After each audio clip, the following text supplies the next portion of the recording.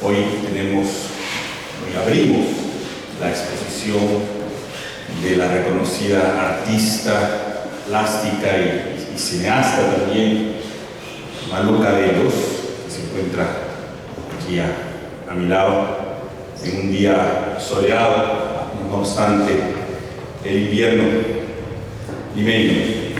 Y yo quiero felicitarla porque, como ustedes pueden apreciar, es una exposición muy estética y además con todo un trasfondo social, incluso político, de lo que significó la quina, ¿no? La quina, que es este árbol que está en nuestro escudo, que representa el reino vegetal, según nos enseñaron en el colegio, y que se supone que es oriundo del Perú. En realidad la quina como árbol, Malú me corregirá, crece también en otros países, en Ecuador, en Colombia, en Venezuela, pero cuando se descubrió era todo el Perú, era el virreinato del Perú, aunque los incas ya conocían la quina, pero es en el virreinato y con los jesuitas, justamente, que la quina empieza a hacerse conocida en Europa y sirve como una medicina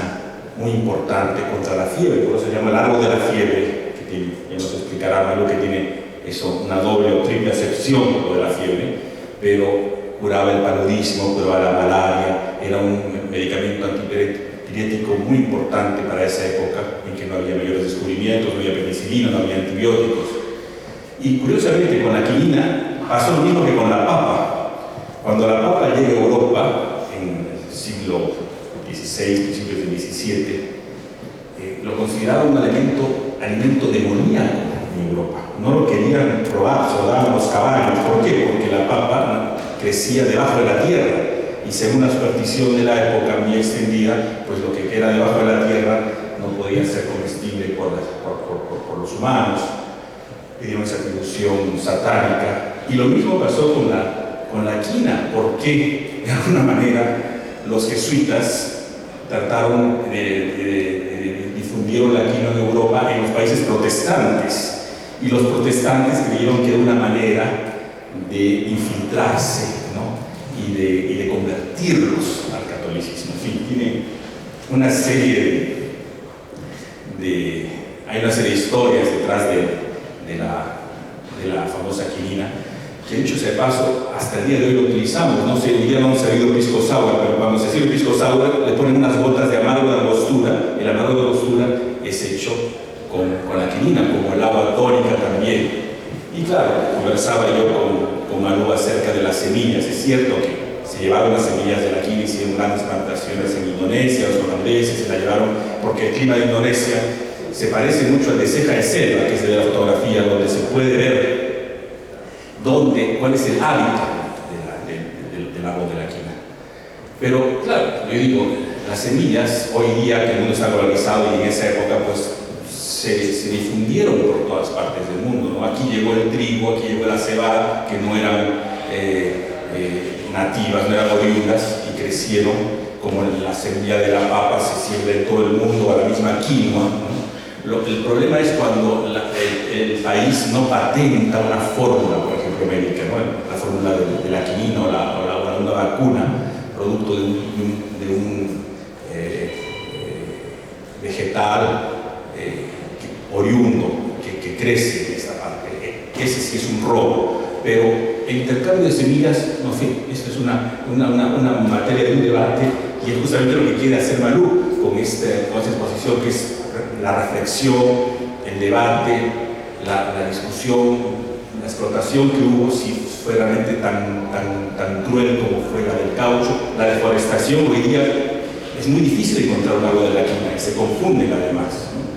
Y bueno, yo creo que esta exposición nos ayuda mucho a meditar sobre nuestra flora, que es una de las variedades que hay en el mundo y que lamentablemente está siendo amenazada, y que siempre ha sido de alguna manera amenazada por los depredadores. Yo quiero destacar la presencia aquí de nuestro director general de Asuntos Culturales, el embajador Guido Toro, que planificó esta muestra ya desde hace algunos meses, a nuestra curadora general, Gretna Lando, a nuestra coordinadora, Catherine Durán, y a los curadores, por supuesto, de esta muestra, los señores Jorge Villacorta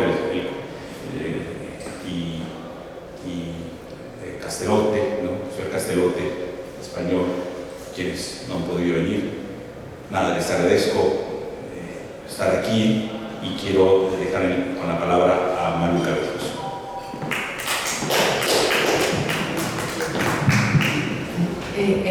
Bueno, qué bueno que haya despertado tantas pasiones el arte, tantas fiebres. Yo creo que todo el mundo va a tener luego, la idea es que se quede siempre con preguntas, con interrogantes, ¿no? Siempre que a través del arte tú puedas incomodar o de repente simplemente hacer que la gente empiece a pensar en otras cosas también, ¿no?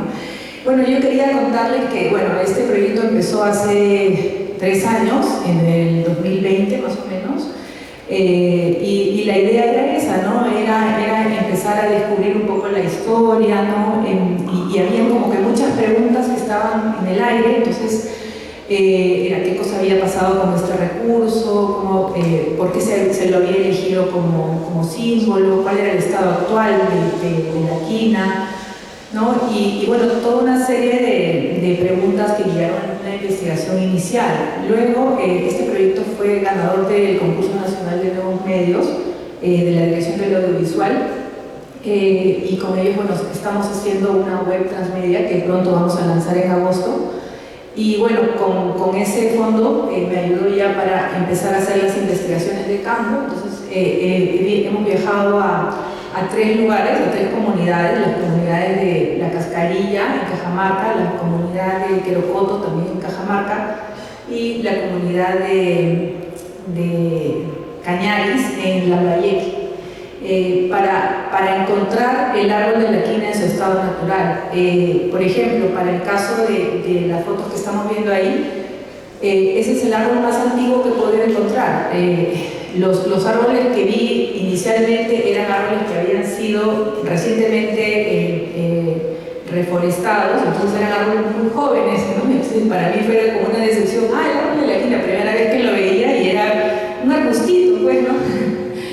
Bueno, pero para llegar normalmente a los lugares, a los hábitats donde crece la quina, que son espacios dentro de los bosques montanos, pues se tiene que llegar. En este caso, por ejemplo, llegamos a Cajamarca, de Cajamarca en camioneta 5 horas hasta una zona pasando Chota, y de ahí caminar otras 3 horas para llegar a encontrar un árbol. Y bueno, menos mal que lo encontré, este es el árbol mayor, ¿no? Todas mis visitas, bueno, las hacía siempre utilizando la fotografía, también en todo lo que es el video. En algunos casos utilicé el dron para el caso de la pieza esta que ven ahí, la de este bloque del bosque, ¿no? Con la intención de que puedan un poquito como, tener esta inmersión dentro de este espacio geográfico tan especial, ¿no? Y bueno, solamente para decirles, bueno, que el árbol de la quina sí es un símbolo, pero también vive en un hábitat que son los bosques montanos, que están amenazados igual, ¿no? por el cambio climático, por la tala, ¿no? Por la expansión de la frontera agrícola, ¿no? Y eso está ocurriendo en realidad a nivel de todo nuestro territorio, ¿no? Entonces, ese es como que hay ahí como que varias entradas, ¿no? Yo ya venía de antes de hacer otro proyecto sobre el caucho, sobre la época del boom del caucho, donde también tenía más o menos, teníamos como que ciertas constantes en el tema de su descubrimiento, entre comillas, su explotación, ¿no? Y luego el estado actual del recurso, ¿no? Entonces, bueno, lo que ven acá es un poco el resultado de todas esas reflexiones, de todos esos caminos, y ya, eso es. Gracias. Gracias, Maru, felicitaciones. Olvidé decirles que la quina se llama también la chinchola, no cinchola, bueno, en realidad chinchola. ¿Por qué? Ahí también podemos conversar, porque viene de la condesa de Chinchón, el virrey, que era de origen de este pueblo tan bonito en España, Chinchón, que viene a Perú, tiene a su esposa, la condesa de Chinchón, que es curada gracias a la quinina. Cayó, no sé si con malaria, paludismo, o con unas fiebres muy altas, y la quinina la curó. Entonces, por eso se llama desde entonces la chinchona. Y está escrito chinchona ahí, tal vez en la versión italiana, cuya C se pronuncia en italiano como che. Entonces, ese es otro nombre que tiene este árbol. Nada más quería agregar eso y felicitar nuevamente a Malu Cabellos.